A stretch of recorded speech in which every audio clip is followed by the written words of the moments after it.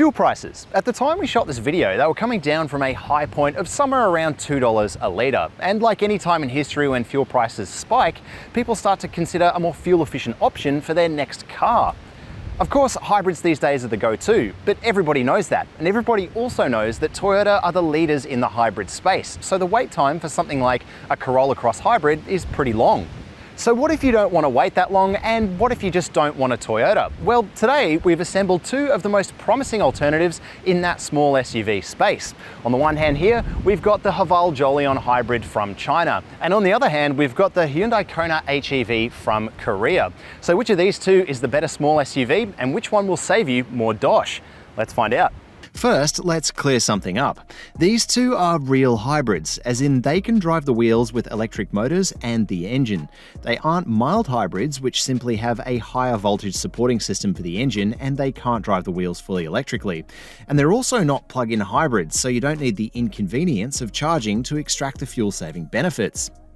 These two work a little differently, but in principle they function the same to Toyota's hybrid synergy drive system. You just need to fuel them up and the car will do the rest to hopefully cut your fuel bill in half. Okay, now that we're on top of that, let's talk price. We've got the Haval Jolion here in top spec ultra hybrid grade, and it wears a drive-away price tag of $49.90. Meanwhile, we've got the Hyundai Kona HEV.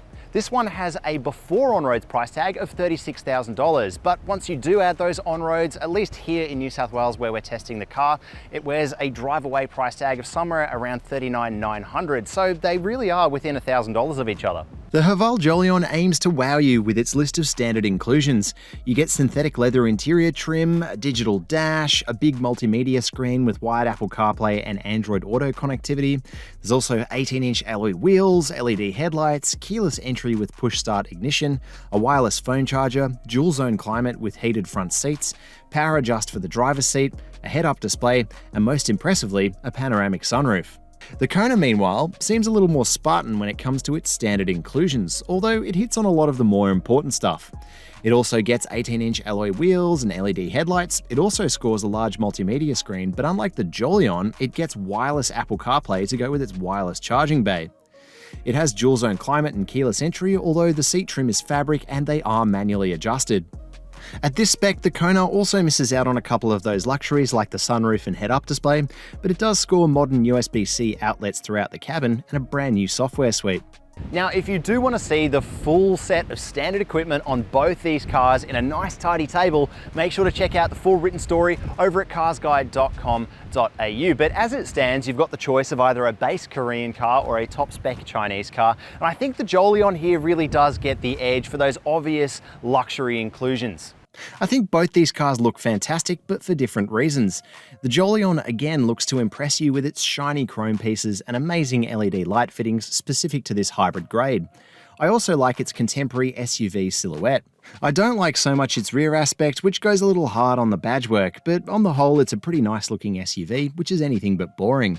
The Kona has gone full wacky, diving off the deep end and into Hyundai's next level futuristic style. It certainly catches your eye with its wild angular bodywork and its robotic face, as well as its stunning light bars front and rear. And while I quite like it, I think it runs the risk of being too out there for some buyers who might want to stay more conservative. If I had to pick a winner, I might hand the exterior design crown to the Hyundai for properly taking a risk, but both cars are quite fetching. What might make or break it for you could be the interior design. Let's take a look. Okay, the Jolion's interior looks fantastic at a distance, but once you're up close, the facade kind of breaks down a little bit and you can see where the brand has cut a few corners. Firstly, as soon as you sit in here, you're confronted with a bit of a plasticky smell, and that's to do, I think, with all these cheap kind of vinyl-y fake leather materials that are strewn all throughout the cabin. However, I will say it does make this cabin a really comfy place to be, especially compared to those hard plastics which are in the Kona, which we'll look at in a second. Elsewhere, I like this terraced dash. It's a really nice design. There's plenty of interesting textures touches and finishes in here, and I think it's the right side of tacky. You've also got some relatively good looking screens and a really kind of minimalistic take, although I will say it is missing a few dials and things for volume control, for temperature control as well. You do get a couple of shortcut buttons for the climate, but most of the climate functions are still in the screen, and you have to use a swipe in kind of volume controller on that main screen as well, which is just like not as nice to use as a physical dial. Now, while there are a nice mix of materials in here, there are a few hard plastics down this center console piece and in this door here and on top here as well, and quite a high belt line too. Now, Hyundai matches that super cool exterior science fiction theme with a super cool interior layout as well. I love the space in here. It's really creative, it's really interesting, and there are plenty of like interesting textures like across the dash, this like cascading kind of like control panel with sort of aluminium brush finish. It's plastic, but it looks really cool. These kind of like open spaces, there's fabric materials everywhere. And there's a few clever things too. So in this software suite here, this isn't actually a fully digital dash in the sense that it's a full screen with like a full digital layout that you can customize. It's actually got like little dot matrix panels because this is a base model car. And I think it really suits it. It's not cheap. It actually suits the car really well. And it's a really clever solution to make this sort of digital panel a little bit cheaper. But where the real win is the software. So the new Kona gets a completely new software stack. It replaces the like basic but functional software in the previous car with something super slick, super good looking, super fast as well. I like that too. And one of the biggest advantages obviously in here that you're getting over that Jolion is the fact that this control panel exists. You've got shortcut buttons for all the key things. You've got toggles for temperature. You've got dials for volume. It's just basic usability stuff that is missing, not just from the Jolion, but a lot of other modern cars as well. Things that you might not like so much in here compared to the Jolion though is the fact that the doors are full of hard finishes. So even this panel here is a hard finish. There's nowhere nice to rest your elbow in any of the seats in this car. And this cloth material, I actually quite like it. I think cloth materials are a bit more honest than fake leathers, but I do think that if you had a child who's going to spill something on these seats, I don't think they're going to be as easy to clean, for example. So that's worth thinking about too. While we're here, let's talk about practicality too, because I think both these cars approach the subject in a completely different way. The Jolion's got the advantage that it's a bit bigger than the Kona on the inside, but this car's still got some clever sort of solutions in here too. You've got a wireless charger here, which is nice, and this car gets wireless Apple CarPlay. The Jolion doesn't, worth thinking about too. USB-C here. You've got this kind of little clever finish for the drive mode selector. But this bay is particularly nice because it's got these little flip open cup holder bits. So you can use this area either for holding a large single object, maybe even like a small handbag, or you can have your two cup holders there too. And they've got little cutouts. So if you needed to slot like a wallet or a phone, well, you can do that as well. Now, other storage solutions you've got in here, you've got a console box. You open it up, there's a little tray. I've got the keys in there right now, but you can put a wallet or something in there as well. And there's a surprisingly deep little section here, which you can remove the divider for as well if you wanted to put like a really large object, something particularly long there too. I like the fact that this car is sort of themed like it's a miniature Ioniq 5. It really looks and feels that way with the steering wheel and this big open console area. So yeah, I think it's a clever space. Doesn't feel as big or maybe quite as versatile or practical as the Jolion, but it's not bad. All right, here in the back seat of the Kona, and I don't have as much room as I did in the Jolion, and you're also greeted with a bit of a hard plastic on the back of the front seat here. Look, doesn't feel as premium, but might be good if you've got kids who are just gonna kick that space anyway. Elsewhere, the floor isn't flat like it was in the Jolion. You are greeted with a slight raise in the center here, but still, I think, while it won't be as good for an adult in this middle position, I think you could still seat someone here in some sort of relative comfort. Space for my head, not bad either. It's easy to get in and out of. The door opens pretty wide, so you can probably fit kid seats pretty easily in here too, despite the fact that it's not quite as long as it is in the Jolion. And in terms of amenities, well, let's see what we've got. So we've got some netted pockets on the backs of the front seats. Don't love those, but at least you've got some. There's a bottle holder in the door, which is tiny. It doesn't fit this bottle very well. And the same kind of goes for these two middle ones. It does fit them, but they are a little tight. There's 2 USB outlets down there, a weird little storage tray, I'm not sure what you could even use that for, on the back of the console there, and 2 adjustable air vents, which is a kind of cool design to them as well. But on the whole, it's not too uncomfortable back here compared to the Jolion, despite the fact that it doesn't have that leather trim either. But the hard plastics do continue in the doors, which is a bit of a shame. All right, so we're back in the Jolion and let's talk practicality, because I think this cabin really shines. It's got some really brilliant things that even a lot of mainstream automakers don't think of. For a start, there's this kind of EV first thought to the way this cabin is designed. So you've got this huge pass-through area underneath this console. It's massive, it's got plenty of space for your storage. But not only that, you've also got your USB ports down there and a pass-through as well through this console. So you can bring your cable up and it's all cable managed, and your phone fits so nicely into this little slot here. You've got your wireless charger here, a little like extra little storage bay that you can put like phone, wallet, keys, whatever extra you have there, and a little card slot there as well if you've got like a parking pass or something. There's also this pop open bottle holder, which is kind of a nice design piece, a little bit old school, but hey, and there are 2 bottle holders in there of varying sizes. The largest one will fit a big CarsGuide bottle in there as well. And there's a nice deep console box there too. Let's go check out the back seat. Okay, we're here in the back seat of the Jolion, and I've said this before, but I think this is one of the best back seats in the entire small SUV segment. That's behind my own driving position, and that is a ridiculous amount of knee room, just so much. And there's also a perfectly flat floor in here. It's almost like an EV. You've got so much room to put your feet, and that makes this middle seat section actually quite useful for an adult, which is really good. There's also nice soft materials on the backs of the seat, which goes a long way to making the cabin feel a bit more upmarket. And the same goes for the doors. There's a nice soft trim in there, and this drop-down armrest as well, which also has nice soft trim. So it's a really comfortable place to be, or at least sit in, and there's plenty of room here too. Now, in terms of amenities back here, there's plenty going on as well. You've got a large bottle holder in the doors there, plenty of space for our CarsGuide bottle, but not so much these little ones in the drop-down armrest. They just fit the bottle if you squeeze it in, right? And there's pockets on the backs of both the seats here, USB-A outlets, 2 of them, a little tray for storage, and there's also dual adjustable air vents there as well. Boot capacity comes in at 390 litres for the Jolion, which could fit our full CarsGuide luggage set with a little fiddling around. We had to remove the luggage cover, and the way the case is sat, the driver's rear view would be quite obscured. Meanwhile, the Kona offers a larger on paper 407 litres, which fit our CarsGuide luggage set much more easily, but we still had to remove that luggage cover. The big loss for the Jolion is the lack of a spare wheel, which has been traded out in favour of an inflator kit, while the Kona gets a space saver, which is at least something for those longer distance travellers. Now, not all hybrids are built the same, and this is especially true for our 2 options here, which use a pretty different mechanical method to get to the same fuel sipping solution. Here in the Haval, we have a 1.5 litre 4-cylinder engine mated to a pretty powerful electric motor, and it drives the front wheels via a clever sort of hybrid transaxle setup. It's pretty powerful too. Check out the combined figures on your screen now. Meanwhile, over here in the Kona, we've got a 1.6 litre 4-cylinder engine and a slightly less powerful electric motor housed in a 6-speed dual-clutch automatic transmission, driving those front wheels as well. Now, it is significantly less powerful than the Jolion on paper, but will it feel like that when we get behind the wheel? Well, let's find out. Now, what you've come here for, fuel consumption. How much will each of these cars actually save you at the Bowser? Well, we've tested them, we've run the numbers, and here's what we've found.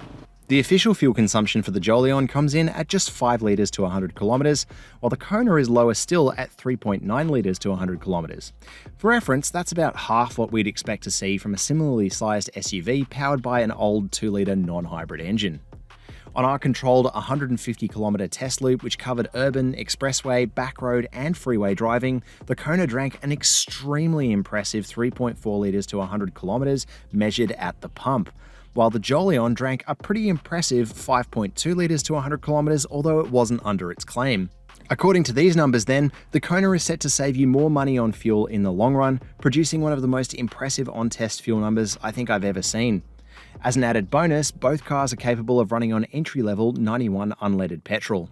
Okay, so before we go anywhere with the driving section of this review, I will note that both the cars have really exceeded my expectations on our testing. We've taken them on freeways, suburban streets, curvy stuff, We've even done kind of an Uber test. I rode in the back seat to see how the ride was back there.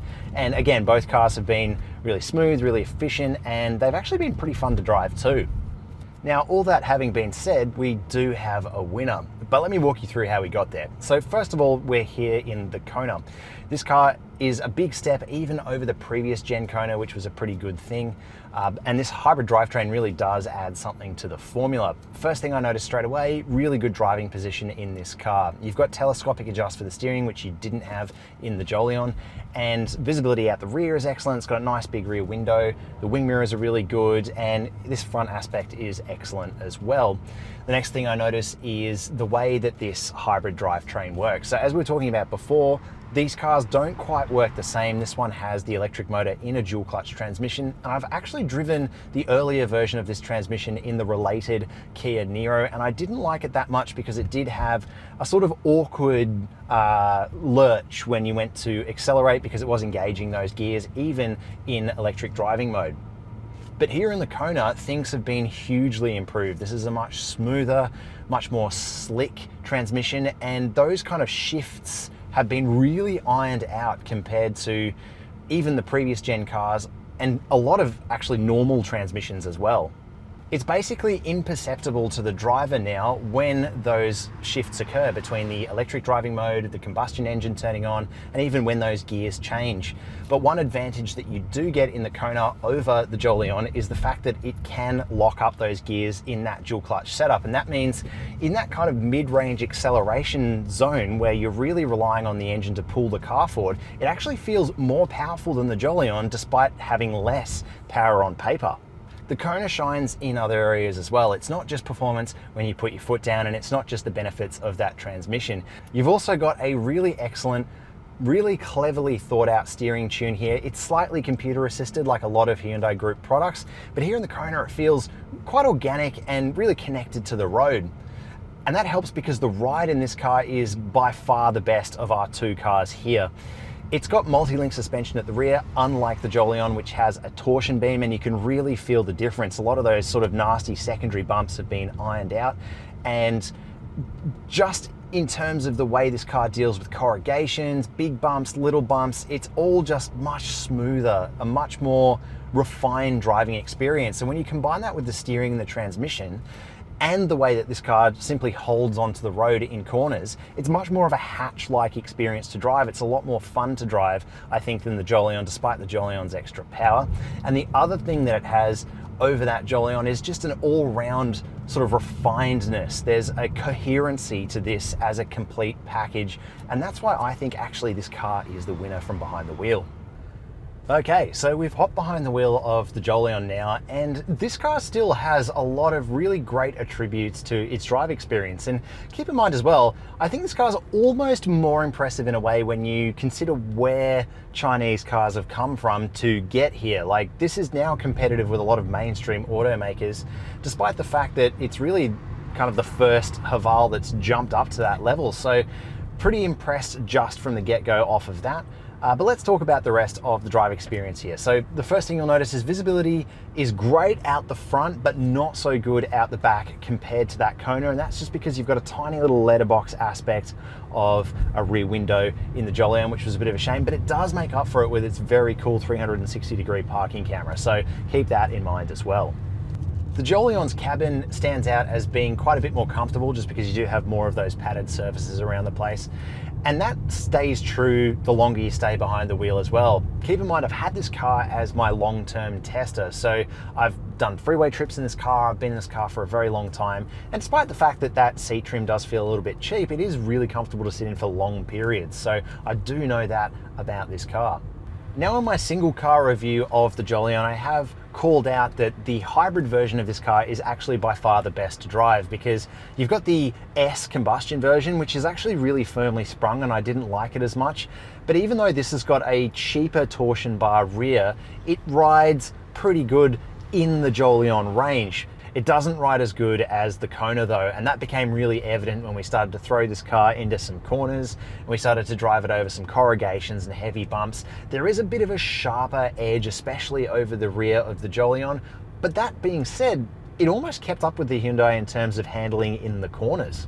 The hybrid system in the Jolion functions in a very similar way to Toyota's hybrid Synergy drive. To any driver, it does really just feel like a continuously variable automatic, whereas the Hyundai's transmission feels more like a standard torque converter or even a dual clutch if you're really paying attention. But here, there is kind of a rubbery, sort of continuously variable nature to this hybrid transaxle system. It's not actually a continuously variable automatic. It does have a few locked ratios, but the way it works means that at some speeds, it can only drive electrically, and at other speeds, it can only drive using the combustion engine.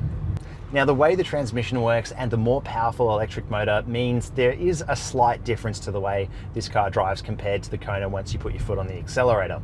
Instantly, you get a stronger electric pull because the motor is so much more powerful than it is in the Kona. But then when the engine cuts in, it starts to sort of lose that power into the mid-range. And what does this mean? Well, when you're under heavy acceleration, maybe there's a lot of hills where you are, maybe you need to accelerate onto a freeway very often, the refinement starts to lose out in the Jolion. The engine starts to get very noisy, especially when it's in that ratio where only the engine is being used. And it's part of this whole theme of the Jolion just not quite being as refined or as polished as that Kona.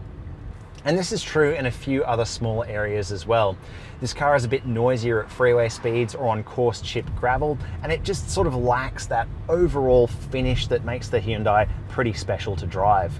Now keep in mind, these impressions are for the purposes of this comparison test, if we're really picking the way that these two cars drive to pieces. But when you have this car in isolation, it's really impressive for what it is. And just because we're handing the win to the Hyundai today doesn't mean that this car drives bad by any means. It's actually really quite nice, and as I said, I've had this car as my long-termer and I've enjoyed my time with it.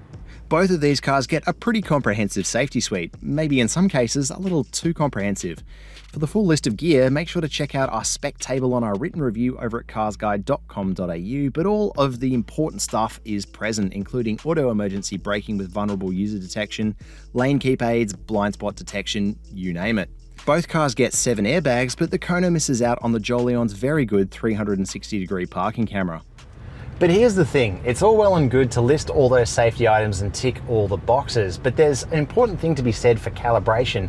And I've started really concentrating on marking cars down that don't quite get that right and have safety features that are really invasive and can ruin the drive experience. The Jolion that we're still in here is a great example of that. It has a particularly annoying lane keep assist feature that's on every time you start the car. It really grabs the wheel out of your hand when it thinks you're going out of your lane, and it can be really sort of immersion breaking when you're trying to drive, especially at expressway speeds. And that's such a shame because it really does eat into an otherwise quite slick and smooth driving experience. So I've taken to turning it off every time I hop in the car. And that's not to say that the Hyundai doesn't get some things wrong either. Its lane keep system used to be just as annoying in the previous generation car, but they've really toned it down this time around, which is nice to see. Unfortunately, there are other areas where the Hyundai has gotten it wrong. For example, there's now a driver attention alert system, which you can permanently turn off here in the Jolion, but in the Hyundai, it's always on when you start the car. And it's easily fooled. It keeps beeping at me when I wear sunglasses, for example, because it thinks I'm not looking at the road. The same can be said for its traffic sign recognition suite. Unlike this car, which keeps quiet and just flashes a little light on the dash if it thinks you're speeding, in the Hyundai, it's constantly beeping. And the thing is, its traffic sign recognition system picks those speeds off of the back of buses, off of the back of inactive school zones, and it's really quite annoying. So while the Hyundai system isn't as invasive in terms of actually actively altering the steering like the Jolion does here, I don't think either car gets it fully right when it comes to those active safety items. The Jolion has a maximum 5-star ANCAP safety rating to the 2022 standards. While the Kona is so new, this version is yet to be tested. The Haval gets a clear win on the ownership front with a 7-year and unlimited kilometre warranty, 5 years of roadside assist, and 5 years of cap price servicing, which also averages out to be slightly cheaper than that of the Kona. Meanwhile, the Kona gets a standard 5-year and unlimited kilometre warranty with 12 months of roadside assist, which is topped up each time you perform a genuine service with the brand. The Kona also gets a very affordable 5-year cap price servicing program, although it is slightly more expensive than the Jolion. Okay, so normally we like to have a really defined winner in these tests, but this time around we've run the numbers and it's a bit awkward because it is a draw between these cars. If you do want to see how we got to that score, make sure to check out the full written review over at carsguide.com.au because there are 8 criteria which we actually mark them to get to that score. But I think the reason that these two are a tie here is because there are 2 cars for 2 different types of buyer. If you're a keen driver like I am, I think you'll prefer the Hyundai Kona. It's a more resolved product from behind the wheel. There's clearly a bit more engineering that's gone into the driving experience there. And I think all over it's a more polished product. However, if you're a family buyer, you really do need to consider the Haval Jolion because it has a much more versatile cabin, it's much larger on the inside, and I think it's more suited to that kind of family-styled life. Which one would you pick? Tell us in the comments below, and do check out that full written content over at carsguide.com.au because there's a lot more detail, a lot more tables, a lot more stuff to check out when it comes to how we compared these 2 cars.